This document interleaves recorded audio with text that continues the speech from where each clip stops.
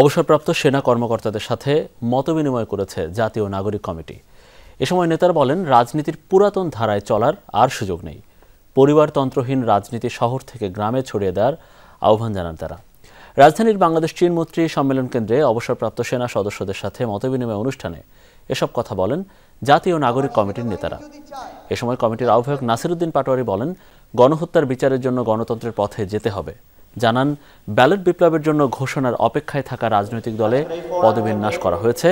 অনুষ্ঠানে জাতীয় নাগরিক কমিটির মুখ্য সংগঠক সার্জিস আলম অবসরপ্রাপ্ত সেনা সদস্যদের রাজনীতিতে অংশ নিয়ে দেশ সেবার আমন্ত্রণ জানান। বলেন, ঐক্যবদ্ধ থাকলে স্বৈরাচারের দোসরদের ষড়যন্ত্র কাজে আসবে না। ব্যক্তি বা গোষ্ঠী নয়, জনগণের স্বার্থে রাজনীতি করলে কেউ সরাতে পারবে না।